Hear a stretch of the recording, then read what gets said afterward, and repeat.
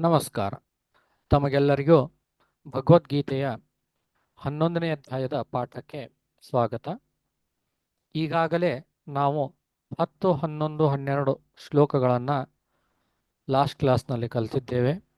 ಇವತ್ತ 13, 14 ಮತ್ತು 15ನೇ ಶ್ಲೋಕವನ್ನು ಕಲಿಯುವ ಸಮಯ. ಅದಕ್ಕಿಂತ ಪೂರ್ವದಲ್ಲಿ ಪುನರಾವರ್ತನೆ, ಒಂದ್ಸಲ ಕ್ವಿಕ್ ರಿವಿಷನ್. ಸಾನ್ವಿ 10, 11, 12ನೇ ಶ್ಲೋಕಗಳನ್ನು ಹೇಳಮ್ಮ. श्रीगुरुभ्यो नमः। अथ भगवद्गीतासु एकादशमोऽध्यायः। ಸ್ಟಾಪ್ ಮಾಡಮ್ಮ. विश्व ಏಕಾದಶಮೋಧ್ಯಾಯ ಅಲ್ಲದು. ಅಥ ಭಗವದ್ಗೀತಾಸು ಏಕಾದಶೋಧ್ಯಾಯಃ. एकादशोऽध्यायः विश्वरूपदर्शनयोगः। अनेकवक्त्रनयनमनेकाद्भुतदर्शनम् अनेकदिव्याभरणं दिव्यानेकोद्यतायुधम् दिव्यमाल्याम्बरधरं दिव्यगन्धानुलेपनं सर्वाश्चर्यमयं देवमनन्तं विश्वतोमुखम् दिवि सूर्यसहस्रस्य भवेद्युगपदुत्थिता यदि भासदृशी सा स्यात् भसस्तस्य महात्मनः।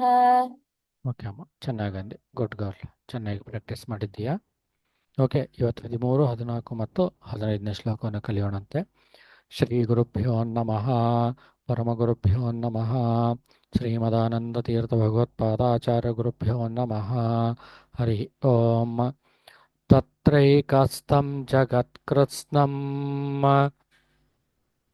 तत्रैकस्थं जगत्कृत्स्नं तत्रैकस्थं जगत्कृत्स्नं तत्रैकस्थं जगत्कृत्स्नं प्रविभक्तमनेकथा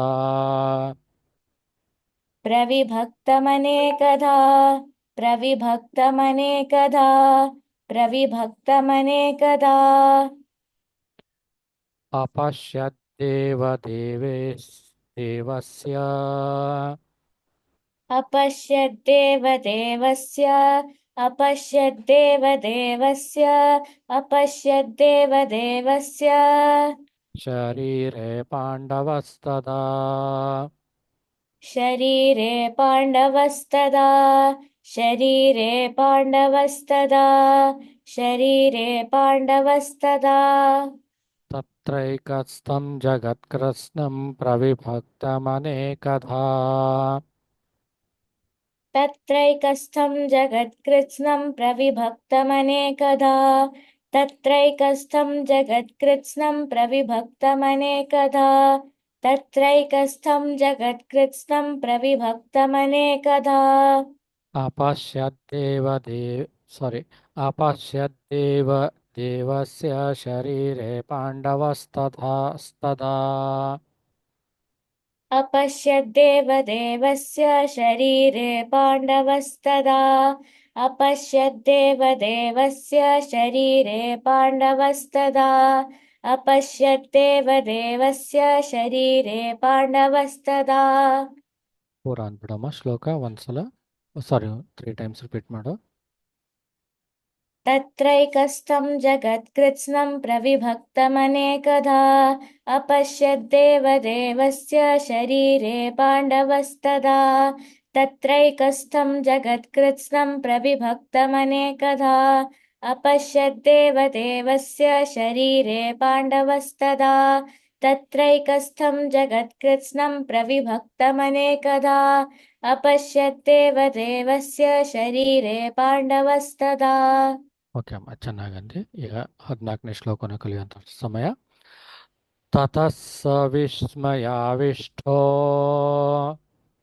ततः स विस्मयाविष्टो ततः स विस्मयाविष्टो ततः स विस्मयाविष्टो हृष्टरोमा धनञ्जयः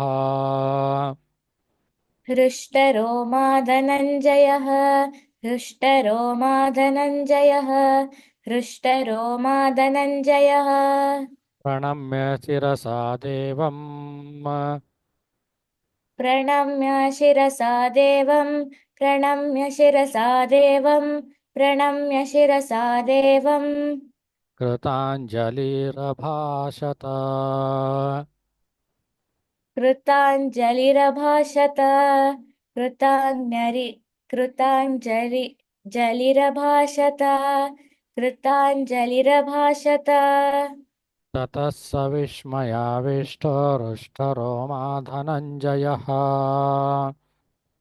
ततः स विस्मयाविष्टो हृष्टरोमा धनञ्जयः ततः स विस्मयाविष्टो हृष्टरोमा धनञ्जयः ततः स विस्मयाविष्टो हृष्टरोमा धनञ्जयः प्रणम्य शिरसा देवं कृताञ्जलिरभाषत।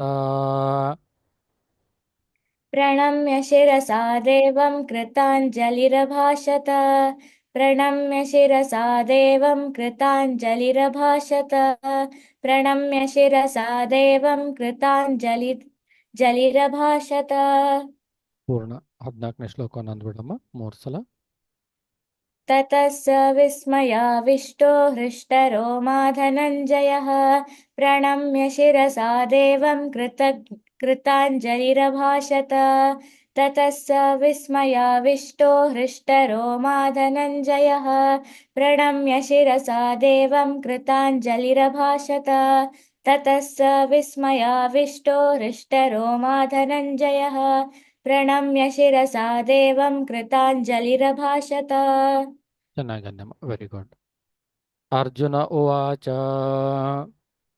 अर्जुन उवाच ಪಶ್ಯಾಮಿ ದೇವಾಂಸ್ತವ ದೇವದೇಹೇ पश्यामि देवांस्तव देवदेहे पश्यामि देवांस्तव देवदेहे पश्यामि देवांस्तव देवदेहे ಸರ್ವಾಂಸ್ತಥಾ ಭೂತವಿಶೇಷ ಸಂಜ್ಞಾನ್ सर्वांस्तथा भूतविशेषसंज्ञान् सर्वांस्तथा भूतविशेषसंज्ञान् सर्वांस्तथा भूतविशेषसंज्ञान् ಸಾರಿ ಬ್ರಹ್ಮಾಣಮಿಶ್ ಸಾರಿ ಬ್ರಹ್ಮಾಣಮೀಶಂ ಕಮಲಾಸನಸ್ಥಂ ब्रह्माणमीशं कमलासनस्थं ब्रह्माणमीशं कमलासनस्थं ब्रह्माणमीशं कमलासनस्थं ಋಷೀಂಶ ಸರ್ವಾನುರಗಾಂಶ ದಿವ್ಯಾನ್ ऋषींश सर्वानुरगांश दिव्यान् ऋषींश्च सर्वानुरगांश्च दिव्यान् ಇನ್ನೊಂದ್ಸಲ ನಮ್ಮ 2 ಸಲ ಅಂದಿ. ऋषींश्च सर्वानुरगांश्च दिव्यान् ಪಶ್ಯಾಮಿ ದೇವಾಂಸ್ತವ ದೇವದೇಹೇ ಸರ್ವಾಂಸ್ತಥಾ ಭೂತವಿಶೇಷ ಸಂಜ್ಞಾನ್ पश्यामि देवांस्तव देवदेहे सर्वांस्तथा भूतविशेषसंज्ञान् पश्यामि देवांस्तव देवदेहे सर्वांस्तथा भूतविशेषसंज्ञान् पश्यामि देवांस्तव देवदेहे सर्वांस्तथा भूतविशेषसंज्ञान् ಬ್ರಹ್ಮಣಮೀಶ ಕಮಲಾಸನಸ್ಥಂ ಋಷೀಂಶ ಸರ್ವಾನುರಗಾಂಶ ದಿವ್ಯಾನ್ ब्रह्माणमीशं कमलासनस्थं ऋषींश्च सर्वानुरगांश्च दिव्यान् ब्रह्माणमीशं कमलासनस्थं ऋषींश्च सर्वानुरगांश्च दिव्यान् ब्रह्माणमीशं कमलासनस्थं ऋषींश्च सर्वानुरगांश्च दिव्यान् ಪೂರ್ಣ ಅಂದ್ಬಿಡಮ್ಮ 3 ಸಲ ಮತ್ತೆ.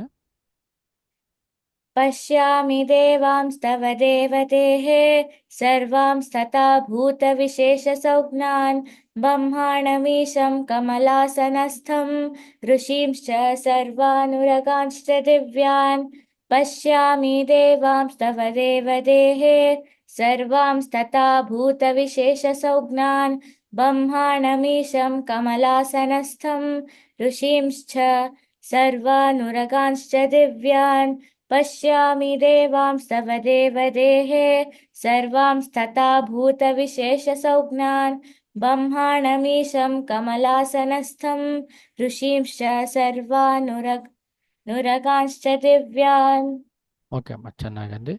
ಮತ್ತು ನಾವು ಮುಂದಿನ ಕ್ಲಾಸ್ನಲ್ಲಿ 16, 17, 18ನೇ ಶ್ಲೋಕವನ್ನು ಕಲಿಯೋಣ. ಓಕೆ, ಇವನ್ನೆಲ್ಲ ಪರ್ಫೆಕ್ಟ್ ಮಾಡ್ಕೊಂಡು ಬಾ. ಓಕೆ, ನೆಕ್ಸ್ಟ್ ಕ್ಲಾಸ್ನಲ್ಲಿ ಮತ್ತೆ ನಾನು ಕಂಟಿನ್ಯೂ ಮಾಡ್ತೀನಂತೆ. ರಾಮ್ ರಾಮ್ ಪುಟ. राम राम सर.